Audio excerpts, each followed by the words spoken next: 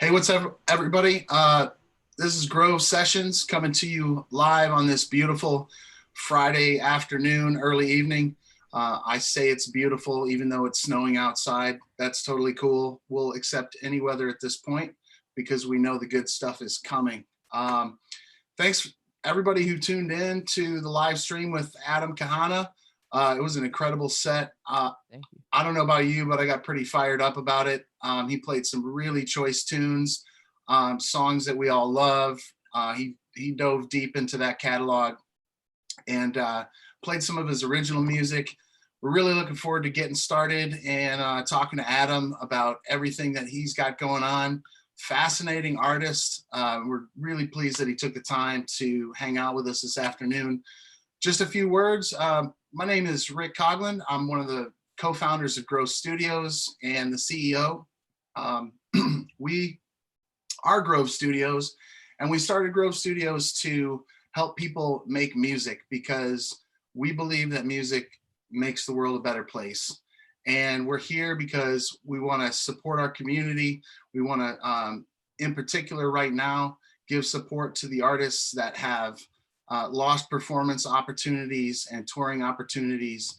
And we're doing our small part and doing what we can to continue an avenue and a venue for performance and rehearsal, which is part of the reason Grove Studios started as well. Not only do we believe that the world is better with music and it provides soundtracks for our lives, but we wanted to create a space that artists felt comfortable in a professional work environment where they can come and have access to great equipment and great gear. And our concept really started around doing those things. But more importantly, we saw a grand future of rehearsal spaces that could be replicated in a really sustainable way, because a lot of communities either don't have facilities for artists to use, or they have facilities that maybe are not accessible. And by accessible, we also mean affordable. And that was a big deal to us. As co-founders, we were always talking about this idea and the lack of access to places where you could rehearse, and more importantly, rehearse 24/7, because many artists have to rely on doing their thing after the regular workday is over. Musicians typically have to have multiple streams of income in order to support all of the things that they do in music. No musician will tell you that it's living in the lap of luxury, and unless you're Taylor Swift, of course, and more power to her. But working musicians need a place to do their thing, and working musicians need a place to generate income. And we hope that Grove Studios can be that. Just a quick update. We have some really exciting things happening in terms of our shipping container concept. If you go to grovestudios.space, you can check out our future page, which highlights what we're working on with shipping containers. And our concept is using repurposed shipping containers for studio spaces. And what we envision is hundreds of locations around the country with that shipping container product that we're designing in-house with our co-founder, Brett Crandall, who is not only an amazing musician, an amazing drummer for the band Midas out of Detroit, but he's a talented architect, and he is currently finishing the design phase for our shipping container project. And we're looking to come out and build that prototype within the next 12 months. We're just really excited about that, and we wanted to share that with you guys. So let's just get back into what we're here for, and that's Adam Kahana. He's here live with us, and we're going to talk about a bunch of great stuff. I also have Max Price. He is our head of social media marketing. He's also a producer, rapper, and entrepreneur, and we really pride ourselves on our core team and the fact that we are all musicians, and we are building this for musicians. Adam's here. He just put on an amazing full-blown hour set with very few breaks, solo, to the internet. it's a different kind of performance when you're staring at a computer screen and you're not getting that live feedback and you're trying to read chats. But he was amazing, and he played some really choice stuff, and we're going to dive into all of that in just a minute. But just a quick introduction. Adam is a singer, guitarist, pianist, composer, based in Ann Arbor, Michigan.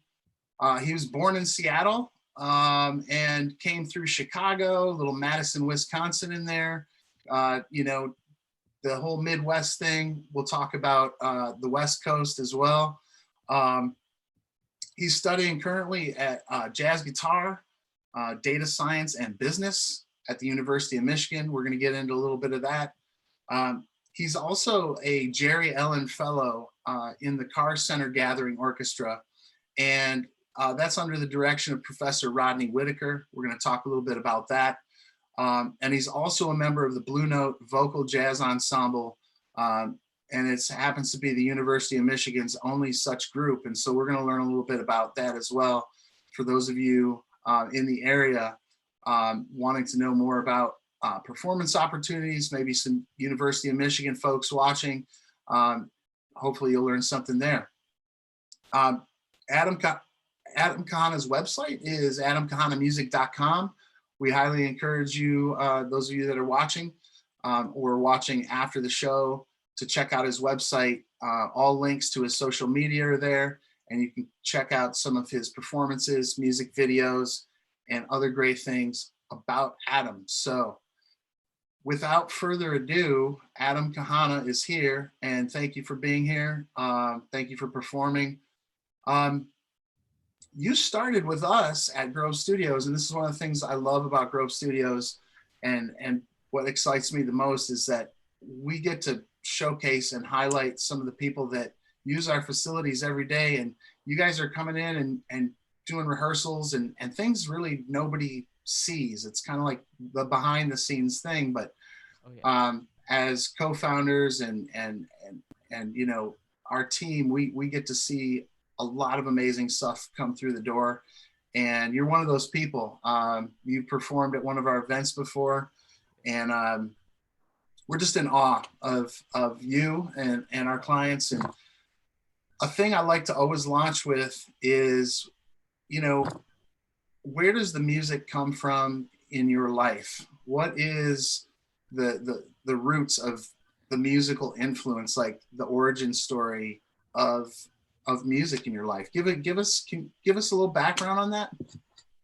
Well, the music itself comes from life and life experience, and then just kind of getting immersed in life and having the music come out in whatever way possible. And that takes a lot of hard work, a lot of perseverance, and a lot of letting go. And that's when the music actually starts to happen, when you don't try to control it too much. As for a chronological answer, the first couple pieces I remember listening to and really getting into are Gershwin's Rhapsody in Blue. So that's by George Gershwin. And then Jimi Hendrix's Live at Monterey album. So very cool. So when did you actually like start playing music? I saw like in your music video for Mother's Day, I saw, you know, you with the little microphone when you were just a baby. But when did you start taking it seriously and really start practicing? I started piano when I was 4, classical piano. I always found myself picking out arrangements by the Beatles, or just listening to what a French horn did in the Star Wars soundtrack or whatever. So I guess I kind of taught myself a lot about harmony and arranging, and I was lucky to take a couple music theory classes growing up at the University of Michigan with the late great Kelly Benson, wonderful teacher, wonderful person. I really started to get serious about music, really serious, when I made improvisation and composition, and those two things for me are hand in hand for me, my primary goals over interpretation and playing somebody else's pieces over and over and over again, which is essential and very important. But improvisation and composition, and applying my knowledge from what I learned from studying masters, and this is an ongoing process. I continue to do that. Improvisation and composition spoke with me more. Yeah. So you talk a lot about some of the more technical aspects. I love that. I love the technical way you seem to approach things, but I'm trying to get to like what was that was there an aha moment early on, right? Like going way back where you said like was music a part of the house growing up? Did you were you surrounded by music anyway? Were there family members that were heavily into music that kind of influenced that to some degree? I'd like to mention, first of all, my grandparents bought my family our upright piano, which we have to this day, which was key. They bought it for me when I was 5, and I basically learned music on that. So I am deeply appreciative and grateful for that. My family is very musical. There was always somebody singing or something growing up around the house. My dad was my first music teacher. He taught me basically every instrument I know, and he taught me how to listen to music. But I was the only one in my family, the first one in my family, who received any high level formal training in music. Since then, my younger siblings have also done that. And for that, I am very appreciative of those opportunities given to me by my parents and by my grandparents. That's very cool. Yeah, I mean, obviously, family influences us a lot. So, piano obviously was your first instrument. Do you think piano should be everyone's first instrument? I think it should definitely be presented as an option because everything is laid out for you so neatly on the piano. I think there could be a bunch of first instruments. I think drums would be a wonderful first instrument. People often forget that rhythm is, to me at least, is actually the hardest thing in music, to have a pulse, to bring life to it. Absolutely. Yeah, Yeah. that's a great point. Yeah. There could be a bunch of first instruments, but I think that piano and drums are the two best first instruments. I love that. I love that. I'm gonna make sure and repeat that for my children as well, because those are Awesome. the two instruments that I really try to encourage. On the other side of this screen, there is an upright piano, and there's a keyboard, and there's a drum set, Very good and father. those are always accessible for sure. Yeah. No, I appreciate that. I love hearing the origin story and where the music comes from and how that gets passed on. Because sometimes you hear nobody in the house was musical, but a lot of times you hear that there was some kind of musical influence, whether it was somebody who played or not. And the upright piano definitely connects with me. There was an upright piano in my house too. It was definitely one of my first instruments, although I did not achieve piano greatness in any way stretch as you have. So kudos for you for sticking to it. I just instantly went to guitar because for whatever reason that just felt easier to me, even though technically it's not, right? Because you say things are pretty well laid out for you on the piano, but I definitely appreciate that. Um, you know, and this is really connected to music background, but listening to you play and knowing what you do, with the university and everything else, you cover a lot of stylistic ground, and your original music seems to reflect that. But like, how do you define your original music? Like, where does that come from a soul level, so to speak? I think it kind of comes from a distillation of my life experiences.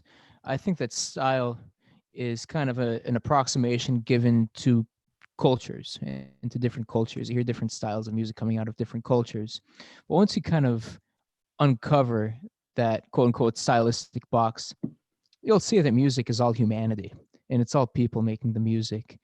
And I try to apply that same mindset when I make music. Yeah, I think that's a great point, and I think it really it shows up. You showcase that video, um, Mother's Day on your website, I love and that track it's such so a much. great Thank you. song. It really is. It's such a Thank great you. song, and I love how you tie together sort of this soul kind of R&B vibe, but there's a clear jazz direction in there, particularly with the guitar solo.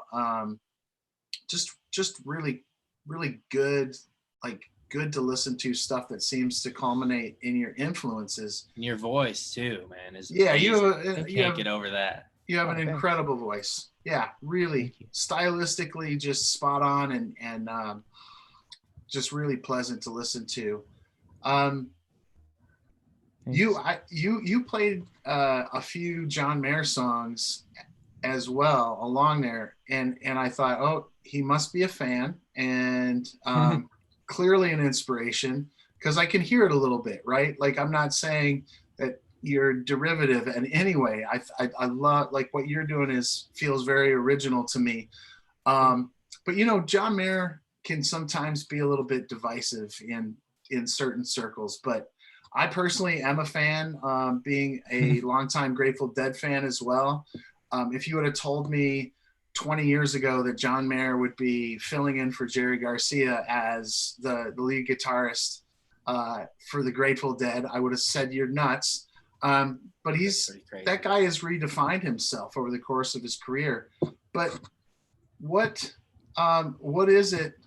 Well, first let me ask this: why all the John Mayer hate? Because of what he says in the press, in the Ah. interviews. Yeah, there's that. I think that's ultimately why. Yeah, but do you think you can separate that from the music? I think that there's a very big gray space where it's really up to the person. Of course, it's up to how much of the person's actually a jerk. Yeah, And society in its weird way kind of has one side of the balance being how much that person is a jerk, and then the other side of the balance is, oh, their music is so great. Yeah, how talented they are. Yeah. Yeah. I think the first person that comes to mind for me, even more than John Mayer, is somebody like Miles Davis, who was abusive to the women in his life. yeah, And I think I read somewhere that his dad was abusive or something. But ultimately, if you're a grown adult, you can't make excuses. No. But on the other hand, his music came from such an honest, pure place that if you were to convert what he did to music and you were trying to recreate like somebody made as a human out of that person would be a saint based on how pure his intentions were in music. So, and Miles Davis was kind to some people also, but he was by and large kind of an irascible, not super nice person. And he dealt with a lot growing up. But just thinking about specifically the way that he treated his girlfriends and wives was quite bad. Yeah, it's crazy how like people can look past like a lot of those sorts of things when someone's super talented or when they're like super emotionally connected to their music, But we actually have a question from one of our viewers right now, Josh Freeling. Thanks for putting a question in, but he just wanted to know, how'd you get that guitar to sound so good while you were streaming? Well, you guys helped make it sound good, so I thank you. But you had it plugged direct in, right? I plugged it direct into an M Audio like Fast Track Pro or something like that. I got it at Music Around for $100, and it's wonderful. So I plugged that directly in, adjusted some knobs on my guitar. My guitar is electric acoustic, the Taylor 4 Series. So I plugged the guitar in right here, and then on the top, if you can see here, some knobs, and I kind of just played around with the EQ a little bit, and then you guys did all the magic from there. Well, I appreciate that. You definitely have most of the magic on your end, in your fingertips and your vocal cords. But I mean, I love talking about gear too. It's I noticed as a guitar player right away that you were playing a Taylor acoustic.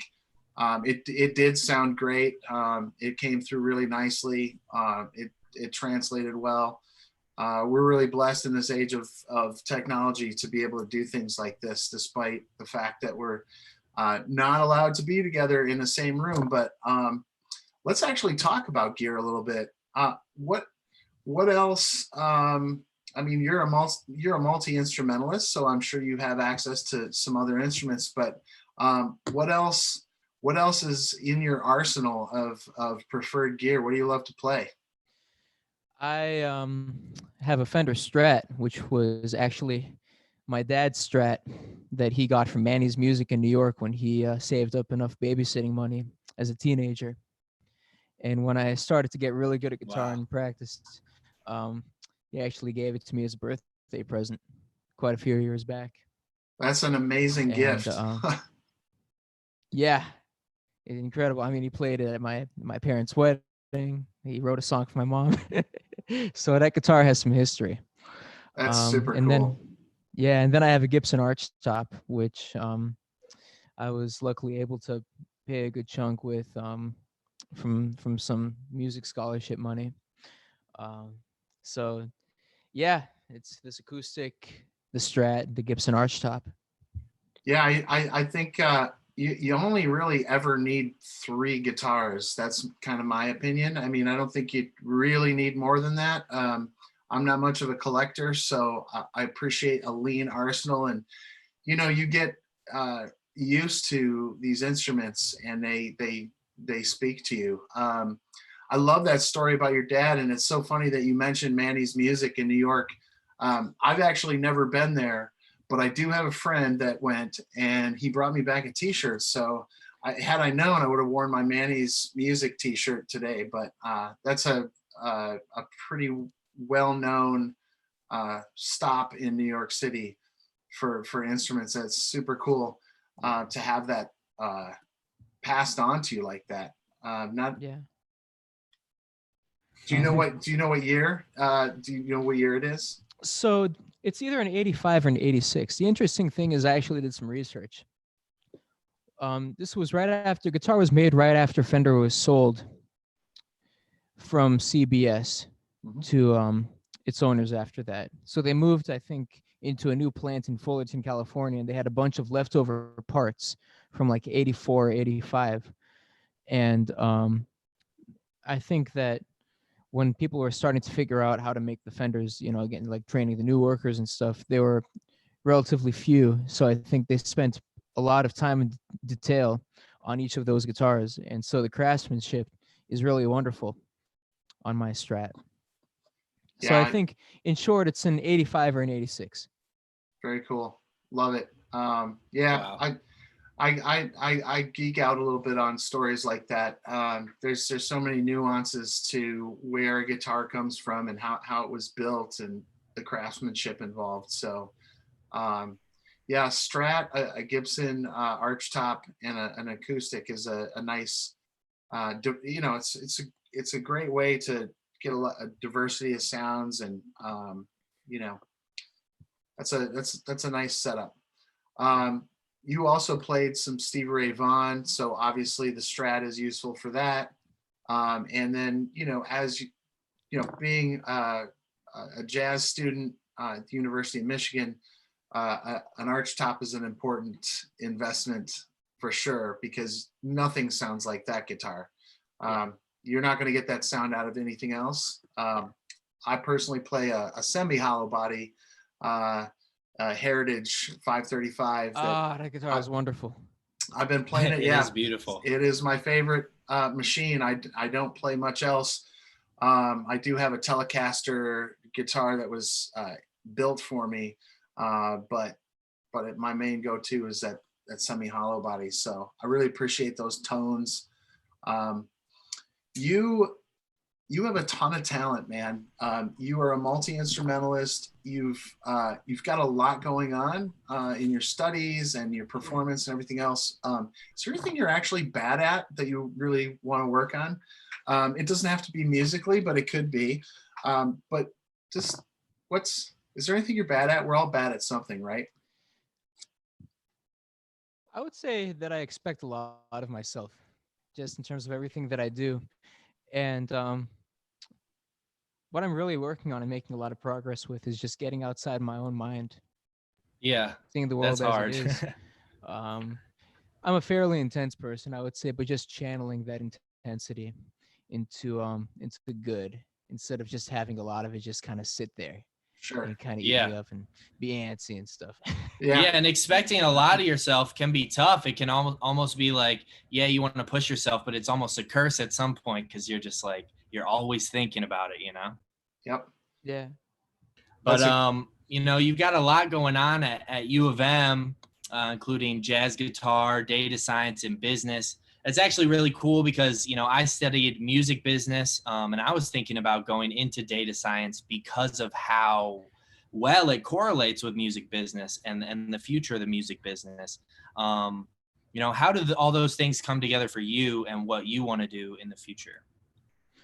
I think that the essence of data science is math and statistics. And I think that anything logical or math related or stats related uncovers some ground truths that we can find throughout nature. For example, there is a type of distribution called the normal distribution, quote unquote bell curve. This is entering popular lore now much more than ever in light of the whole COVID pandemic, flatten the curve and whatnot. But you see Mm-hmm. this curve called the normal distribution appear so much in nature when it can be modeled mathematically. And the math kind of reveals the kind of the natural aspect of it. At the same time, there's a very natural aspect that the music reveals. If you listen to the greatest musicians, it's not about the music, it's about the person or the people playing the music. The music kind of, it's kind of like peeping through a lock in a door, like, you know, where you put the key in, and on the other side of that is kind of like the soul or whatever. And the door is kind of the barrier between you and the person. And there's this tiny little aperture that the music allows you to look through to see that person if they're really honest and if they don't have anything to lose. I really like that. that's a honestly, I think I don't, did you come up with that? Because it's seriously one of the greatest explanations I've heard. I mean, that is such a fascinating analogy. Is that something you've heard before? Is that the way you think about it? Somebody's probably said it before. Well, maybe in a similar way or something like that, but that's very it's I feel like that's very insightful. I love that. I'm totally stealing it, but I'll attribute it to you. But it's such a good way, right? Because it's almost like, yeah, the music is somewhat of a window into somebody's real presence there, right? If you can translate it enough to reach people, people will connect with it, right? Even if it's coming through that little aperture. Yeah. Does that sound about right? Yeah, absolutely. Very cool. Love that. Um, you're also a Jerry Allen Fellow at the Car Center Gathering Orchestra. And for anybody watching, you maybe don't know what the Car Center Gathering Orchestra or who Jerry Allen even is. But to me, that feels like a big deal. That tells me a lot about you and the talent that we can see by, going to your website, checking out what you're doing, and knowing what you're involved in. For those that are watching, Jerry Allen, she passed away a number of years ago. I think 2 or 3 years ago, and she's considered by her generation, or not. She's considered her generation's, as maybe probably one of the greatest contemporary jazz pianists. She's been described as the female Herbie Hancock on piano. Adam, you can correct me if anything here is wrong, but this is what I've learned. And so the gravity of her involvement with the Car Center and everything else, and then having a fellow, being able to be involved in a fellowship like that. I'm just curious if you could share with us, what has that experience been like, and really what does it mean to you, and how did that happen? first of all, Jerry Allen is, one of my biggest inspirations, male or female, as as an artist, as somebody who gives back to her community, as somebody who keeps in touch with her mentors and her peers and her mentees who came from the area. She came up under Marcus Belgrave and people of his generation, and for people like the great Bob Hurst, bass professor, University of Michigan, Professor Alan Rowe, the former chair of the jazz department at the University of Michigan, and so many of her students like Ian Finkelstein, Lex Corton, great pianists on the scene, speak of her in just such glowing terms. You know that she did a lot of stuff right. Oh And man, you're not kidding. I mean, and is it true? And maybe you can confirm this. But I mean, a lot of the music that she did and recorded, she was using like Miles Davis's rhythm section. Tony Is that Williams and Ron Carter. Oh yeah. right? Yeah. I mean, that's mind blowing. That's amazing stuff, right? And Ornette Coleman's rhythm section. Yeah, and she's a Detroit native and was involved obviously in the community at large, right? Like the Detroit community, Cass Tech and all of that stuff. Oh, yeah. And then of course, her connection to the university and, the work that she's done. I think she came through like the University of Pennsylvania. I mean, she was an incredible supporter of music and the arts. So like I said, it feels big to me that you are a Jerry Allen Fellow. So can you tell us a little bit about that and that experience and how that came to be? So I have a great relationship with Professor Rodney Whitaker, going back to actually when I was in high school, when he and Professor Raina Napoleon, whom I was studying with at the time, invited me to their week-long Michigan State University jazz camp for high schoolers in the summer. Wonderful experience. I made quite a few friends there, a couple of whom I keep in touch with to this day. And while I ultimately ended up choosing University of Michigan over MSU, which was a very tough choice, I always made it a point to try to go see Professor Whitaker or the MSU Big Band whenever they came in town to Ann Arbor, and to keep in touch with them. And fast forward to this past November when I auditioned for the Gathering Orchestra, and I got in, and which my mind was kind of blown because it's just such an incredible group of musicians. We had a week-long residency in Detroit in a building next to the, I think the Opera House or something like that, or the DSO building. We were just rehearsing for about 6 hours a day for a week. Wow. And just really bringing these charts by Duke Ellington and Benny Carter, and we covered the Jerry Allen piece, Feed the Fire, and also her piece, The Gathering. And just to have those pieces of music imbued with so much of the human spirit. You just talk about a level of mastery and proficiency among my peers where they can actually transcend the notes and kind of get to the key in the lock, and the soul behind the door analogy. You can kind of begin to see the aperture, through the aperture. And the way that Professor Whitaker motivated and mentored and kind of coaxed that out of us over the past week was just kind of an experience that I haven't really felt before. And I've been in some terrific big bands. Yeah, I know that you have. I mean, you're, a lot of times, non-musicians might see, they see the performance, right? And to hear you say, yeah, to do this, it was 6 hours a day for, a week. That's an intense rehearsal schedule, right? And, it takes a lot. And furthermore, to get, the aperture that you're talking about, that's the next level that you're trying to achieve through that work, right? Yeah, I'd also like to mention one more thing that that was really interesting about the Gathering Orchestra this time was that Professor Whitaker has two sets of rhythm sections. So two drummers, two guitarists, two bassists. There's one pianist, but it's just so interesting because you have all these puzzle pieces that you can kind of configure in any which way. And I just learned a lot from all those guys and from I'm one of two guitarists. The other guitarist, his name is James Zito. He studies at MSU. He's just a wonderful guy, really in the mold of George Benson. And I just learned. I remember learning a lot from him that week. Real gracious guy. Very cool. It's amazing how making music with people that are like better than you at making music can really take your game to the next level. Oh yeah, You know, every time. Tell us a little bit about the Blue Note Vocal Jazz Ensemble and what that's about. So that's a great experience.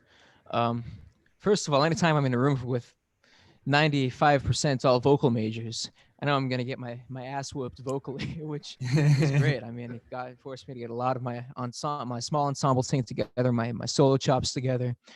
And we performed a concert last semester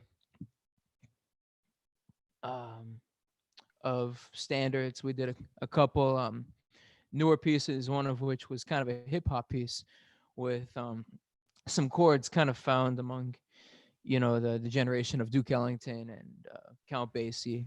So it's That's really cool. interesting to kind of hear that influence in modern hip hop of the quote unquote jazz piano chords that made famous by Duke Ellington, Bill Evans, and just kind of hear those sounds come up in a new light.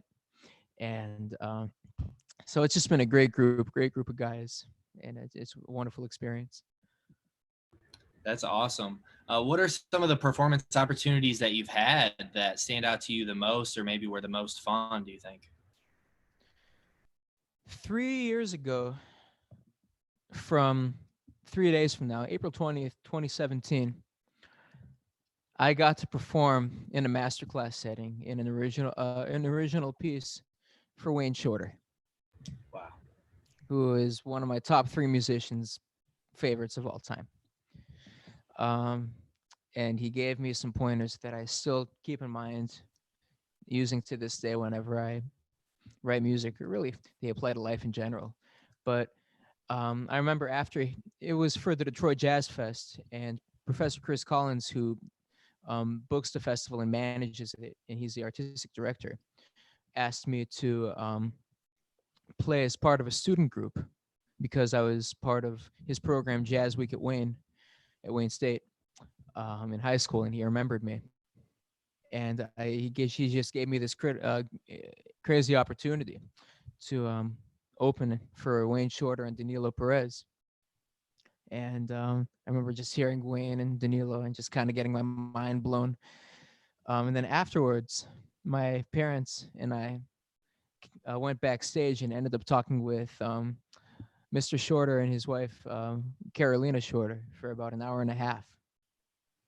And I just tried to listen as much as I could, take notes.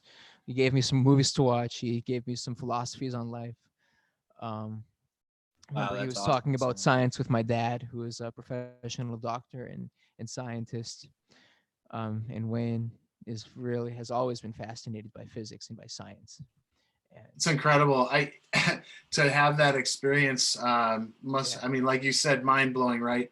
I mean, Wayne Shorter, I mean, that's really high level stuff. I have to imagine, there was some nervousness on your part, but I wonder, I got to know some of the advice that you got. I mean, are you willing to share that, some of the things that you learned in those conversations? Yeah. One of the things that he told me was, at least musically speaking, eliminate the bar line when I write music, and try to find sounds that are associated with electric instruments, but using acoustic instruments, and just try to capture that energy. So those are just a couple of the musical things that he said. And he mentioned that it's really important to see music and see life as something that contains music, but music is part of life. I'm a human being, and all of my humanity kind of exists and um, trying to think of how to word this better. I'm beginning to sound a little bit esoteric. Yeah, he probably had Wayne a real Shorter, cool way of phrasing it, I'm sure. I mean, Wayne he's Shorter Wayne is Shorter, right? famously elliptical when he gives a response to a question. Okay. He's very much into the Socratic process. Figure out what he's saying. I'll see if I can help guide you in the right direction, but the answer will be when you uncover it. It's like you have to walk through that door yourself. Um, Maybe you got to go through the aperture. yeah. Oh yeah, absolutely. Um, and what else did he say? Yeah. Um, That's I'll have incredible. to go back and read through my notes some more. Yeah. Well, it's good But you took notes because, when something, an opportunity like that happens, I think, and I've been in situations, where I'm sort of in awe of this person. I can't believe I'm, able to have this conversation, and it can be challenging to remember that all the things that transpired in that time, right? It's a lot of things are happening, but what a cool opportunity. Is there anything else that stands out along the lines? I mean, that's a high bar to set, but any favorite places to perform, locally, or even places that you'd like to perform eventually? You got a bucket list performance yeah. that you'd like to have? I'd like to mention I love playing at the Blue Llama. They've been so supportive of the artist community, and of my music, and they're doing wonderful stuff with both music and food. And I'd like to extend my gratitude to them. I love playing at the Canterbury House, which is a place on campus at the University of Michigan. I remember playing quite a bit solo set, singer-songwriter stuff at Sweetwater's on Washington Street, and then next door is the Earl, where I play a few times a month with Robert Warren, who is a great drummer who leads a piano trio, and I would occupy the piano seat. And he has a few pianists who regularly play with him. I would love to be able to play the Blind Pig soon, just to kind of rock out at the Pig, Yeah, Love it. electric format. absolutely. Um, I'd also I had the fortune of playing my arrangement of a Jerry Allen piece, "Feed the Fire," with the University of Michigan ensemble at the Detroit Jazz Festival a few years back, and that was a great experience. Just kind of standing in front of a dectet, a 10-person orchestra, and kind of saying, "Oh, this is where you come in," or a little bit more piano. It's kind of like turning these knobs on an incredible machine. Wow. Yeah, yeah, absolutely. That's great. I love it. I love how well connected you are to the local scene. You are definitely setting a high bar for performance and all the things you're doing. Is there, in terms of, you mentioned some names of people locally, drummers, ensembles, quartets. Um, are there any artists or musicians that you are really enjoying listening to lately, and recommend that people go check out, that you're really enjoying? Check out Westbound Situation with Grant Flick, Matthew Davis, Jacob Bourne, and Zachary Brown. Um, they're one of my favorite groups to listen to right now. And What you said, Westbound Situation. Are they out of Ann Arbor? they're now, yeah, I think they're all based in Ann Arbor now. They just put out their album a few months ago called Pilot, like an airplane pilot, their debut album, and they're kicking butt. And I just love listening to their music. And I'm lucky to Okay. be good friends with everybody in that band. What And kind of stuff are they doing?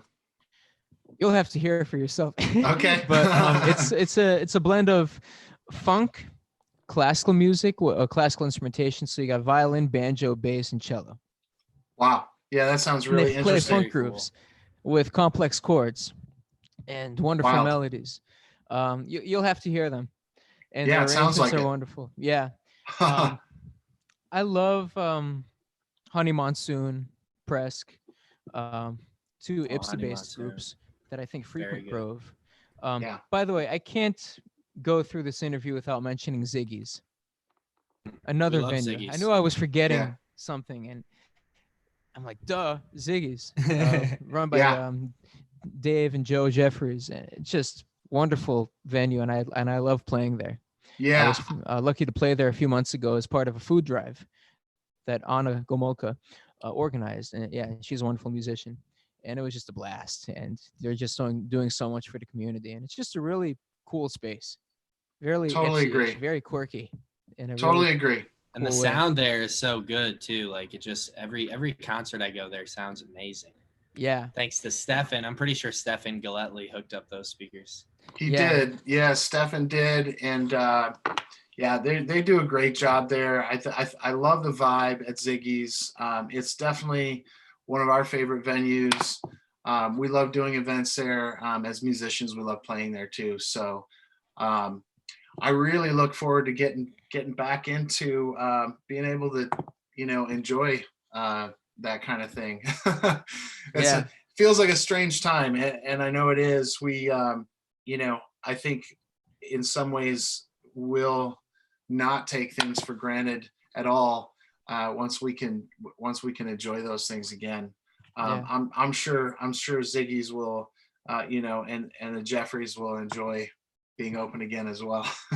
yeah, Well, we'll all have to get together and show them some love when we can do this again. Really yeah. look forward to that. Yeah. If it's okay with you, I'd like to mention just a few more artists. I'm sure I'm Please, gonna love it. unfortunately forget so many because Ann Arbor is a hotbed with the University of Michigan and Totally. with Ypsilanti, and I could just go on and on. Um, a few of my favorite groups are Alexis Lambre, Will Wood. Um, they're both they both study at the University of Michigan. Um, Jacob Sigmund, who I think is in Detroit now. Warren Levin and his brother Erez Levin. Uh, there's just so many people, and just among guitarists um, in Ann Arbor, and just overall musicianship. Alex Annis, Evan Vesey, Max Bowen, Travis Swanson, um, and even then, I'm forgetting Steve Summers. I'm just there are just so many wonderfully awesome musicians in Ann Arbor. I feel It bad is. every time I forget one Yeah. because then I Oh forget yeah. five amazing musicians. It's so true. I mean, top to bottom. I came to this area originally quite a long time ago, but my draw here was primarily music. Even though I came for the Eastern Michigan University, and it was really that was part of the big decision, was the music. I knew that this area was known for music, and I wanted to be a part of that. So I didn't formally study music in college, but it's been one of the great pleasures of my life to be in this area and just constantly be surrounded by amazing talent, including you, who's been super gracious to spend several hours just hanging out with us on a Friday, I and love doing doing your it. thing. Yeah, you Yeah, really thank brought. you, man. You're Yeah, you welcome. really brought it today. Thank Yeah, I grew up in Ann Arbor, and I really want to know, like, how has Ann Arbor affected you as a person? Because I know for me, growing up in Ann Arbor, really it shaped who I am today in a very positive way. So, how has it affected you being there? Ann Arbor's an interesting place. It's kind of feels like a big city in some aspects, just because the population is so cosmopolitan. Hmm. Um, I went to high school at Pioneering Community, studied with Jack Wagner and Sean Dobbins and David Leach and Jonathan Glave and all these great educators who really helped shape me musically. John Ellis at the University of Michigan. Um, Socially, it's kind of the place where I've made the longest lasting friends. Went to my first, serious party in Ann Arbor. Um, Seeing a band with Orrin and Erez Levin actually that at the Michigan House Co-op. I'll never forget it. Amazing. um, yeah, and you kind of just being immersed in kind of a world class level everything, intellectuals of all disciplines, musicians, engineers, doctors, philosophers, um, English studies, writers, poets, all intellectuals, and just they just love to learn so much that they don't really care about fame or kind of any of those secondary things. They kind of have their eyes on the prize in a really creative, healthy way, and even if that means that nobody really hears of them in a major way. So just kind of learning how to get that mindset in order to bring fulfillment to my life, and consequentially to bring hopefully bring fulfillment to other people's lives. Yeah, I Very love cool, that. man. I love that take. That is actually perfect, right? And I think when you approach life in that way, the other things will follow in some way, right? You know, not everybody. I always say not everybody can be Taylor Swift, right? Because she's just my daughters listen to Taylor Swift, so there's a lot of Taylor Swift going on in this house. But she is clearly a pinnacle of pop success, right, and stardom. But I read a book, and just listening to you talk about kind of the Ann Arbor scene, and the variety, being a university town and everything, and having all of these intellectuals there, um, is it kind of brought me back. And maybe you've read this book before, but there's a book called Stage Performance by Livingston Taylor, Ooh, I'll who, check it out. yeah, he teaches at Berkeley. He's been teaching there for many years. Livingston Taylor, most people have never heard of Livingston Taylor. He's actually James Taylor's brother. And most people don't know that he teaches at Berkeley. And a lot of people, have gone through that school, and that's a book. It's a short read. It's a short book, but I read it probably 20 years ago. And well, I didn't study music formally.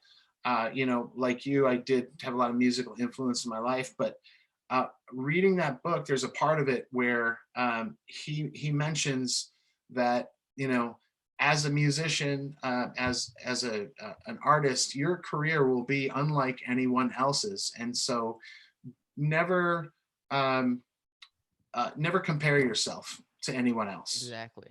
because you do what you do, and the things that you may want may follow, but you just have to put in the work. And it may be nobody ever knows who you are widely, right? But you belong to a community. You make music there, and you create what you create.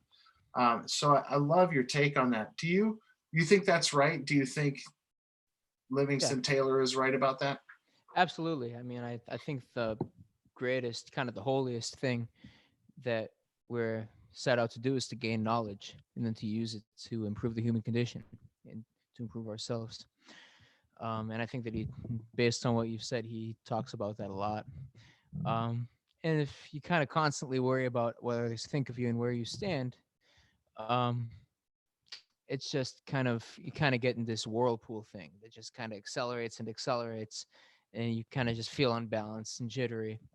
And a lot of worrying about other people, oftentimes those other people are worrying about even bigger fish or something like that. And it kind of everybody kind of just worries. With this whole COVID thing, um, I'm seeing a lot of my heroes and musicians suddenly just be out of most of their sources of income and just Yeah. worry. And it's just it's a travesty because they're absolute masters. Um, but everybody has worries and concerns, and oftentimes people are too busy with their own immediate needs and worries and concerns to be able to help many other people out just because they need to help themselves. And I completely respect that, and I think that anybody needs to do that. And I think the best way to do that is to practice, to maintain a healthy mindset, to gain knowledge. It's kind of like if a plane is going down, um, put an oxygen mask on yourself before even like your little kid, even if your little kid may pass out for a couple seconds. Yep. But just be in a position to help yourself and then to help other people out if you can. Yeah. And I think that that's really important. It's talked about a lot as self-care and self-love, especially in millennial parlance. But I think it's absolutely true. And it's not saying, oh, don't be altruistic and don't be selfless, but there needs to be a healthy balance. I think And that's a great point. I Yeah. think that it's kind of like, you know, you give a person a fish, they are fed for the day, and then teach them to fish, they're fed for a lifetime. It's like, if one of the greatest things you can do is kind of to be a hard ass and show somebody else coming up that the main way that they're gonna find meaning in life is just to put in a lot of hard work. Yeah. Yeah. I think that's true. I mean, hard work certainly it does pay off, and it may be that the hard work takes a long time. I think that music is one of those things that uh, doesn't really pay off in the short term. It is those that are truly successful at it make it such an integral part of their life, and they keep plugging away. It does bring a level of success if that's your focus. It's and it looks different for everyone. And I think in that book, Livingston Taylor's stage performance, that was one of the points that he made, was that you know you can't compare yourself, but you doing the work and you putting in the effort, um, that that's the part that pays off. Yeah. So yeah, I appreciate that. That's spot on. And to your point too, having so many people that have lost their streams of income as musicians. Obviously, this is a really hard time. That's part of the reason we started this series, was to highlight local musicians, but also you know provide a potential, albeit small, funding point for that. And we really, moving forward, when we are able to get back together, it's work that we want to continue to support the music community in so many ways. Um, do you think, and this is, we're going to kind of lead out here, but um, have you seen anything, whether you're on social media or in talking to your fellow musicians, um, is anybody doing anything particularly innovative right now that you've seen that is helping musicians through this? Oh yeah. Anything? Yeah, share that with us. Good friend of mine, Jacob Bryan Smith. He's on Instagram as, I think, Jake Smith Sings, or the Song Smith. He's putting out an original song a day, and I was fortunate to do one of those with him about a month and a half ago. And I find that those are just really cool things that I just look forward to listening to every day. He's I think a musical theater major at the University of Michigan, and he was the first musical theater composition minor student at the University of Michigan. I think he's graduating this term, and then he's off to New York, where he's gonna be on Broadway pretty soon. And just wonderful guy. He writes and directs his own musicals already, and um, yeah, more on that to come in the future. I'm sure you're going to be hearing from him. And then my guitar professor, Miles Okazaki, puts out a harmonic series every day on his page on Instagram, and it's at Okazaki Studio, Okazaki Studio. And he puts out a harmonic series every day, a new one, and links that to it appearing in a popular tune, or if it's a really wacky one, appearing in a piece of music that features that, like Morton Feldman, a great composer, plays around with a bunch of harmonies and stuff, and Miles Okazaki uses him often as a reference. So Miles Okazaki, who is one of my favorite musicians on earth and human beings on earth, and Jacob Bryan Smith are two people whom I know who are doing a lot of really creative stuff on social media. I love that. Very You know, it goes back to the if the going gets tough, the tough get going, right? You Oh yeah. find a way to continue to move and press forward, even when things are really challenging. And I'm seeing a lot of that too. I'm seeing some really cool stuff coming out of the music community. People are, anything from just playing in your living room and in front of your phone to some of these innovative concepts. I personally have enjoyed uh, so many people, and quite frankly, people that weren't doing it before, and suddenly I'm seeing people perform in front of the camera that I hadn't previously seen. But uh, we encourage it all. I think it's really great, and I so much appreciate you being here today. Yeah, Honestly, thank you, man. real one last thing before you go out. What I know times are uncertain. None of us know exactly what's going to happen next. We are all hoping for the best, of course. But what's next for Adam Kahana? If plans were canceled, what was going to happen? But more importantly, what are you going to do next? When you're done with your studies and you're moving on, what's your big, hairy, audacious goal, as we like to call it here at Growth? I'd like to put out an album of originals within a couple of years. I'm practicing every day, writing music every day, working on some serious things in music technique that I'm addressing seriously. Learning the ins and outs of computer science, mathematics, everything I was kind of scared of as a kid. But that's so Perfect. useful and that I love doing so much now. And just using music and computer science and mathematics as kind of launching points for me to train my mind and just become more of an independent thinker. It's good That's the stuff. mix, man. That's the mix. It is a great mix, and I can say that we're really looking forward to that original collection of music, just based on what we've heard already. Um, we would love to support that in any way we can, which we'll definitely put it on blast when we know it's happening. So please continue to connect with us as you start that process, so we can support you along the way. I know that it's going to bring a lot of joy because you are a fantastic talent. You have a really bright future. No matter what you do, it's clear talking to you today that you're a bright and articulate man. And, we're really looking forward to more music from you as well. So yeah, on behalf of the Grove team, definitely thank you for being here.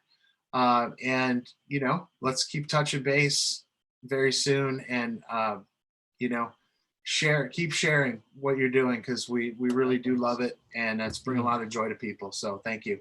You guys are doing some really cool stuff. Thank you. Appreciate that. Thanks, for man. sure. Yeah. Hey everybody, that was Adam Kahana. Again, just a wonderful luminary, University of Michigan jazz student, but virtuoso, multi-instrumentalist. Hope you enjoyed the interview. Just want to remind you. I'd like to mention one last thing. Sorry. Please do. For those who are interested, my Instagram is just my first and last name, Adam Kahana, Kahana, just one word. Adam Kahana, and yeah, definitely, and visit the website, Adam Kahana, KAHANA music.com. That also links to his social media, and highly recommend doing so and enjoying those performances. There's some YouTube videos on there, links to other performance and music. So yeah, thanks for reminding us. Just coming up, just this weekend, we still have a number of other sessions. Rod Wallace will be joining us. He's a performance artist, a rapper, hip hop producer, educator, doing amazing things in the community. That's going to be this Sunday at 2:00. Is that right, Max? I think 2:00. We're going to be. I believe so. We're going to be here again. We also have Veston Tyler's going to be here, just an amazing DJ who does chiptune. If you're not familiar with chiptune, that is a hybrid electronics dance music, but using sounds coming from a Game Boy. So I just Yeah. love the innovation in this community. I know Adam can attest to that. Yeah. We're fans of many things, but we certainly love it here. Adam, thanks again, man. Really Well, thank appreciate you. And we'll talk to you soon. All right. So yeah.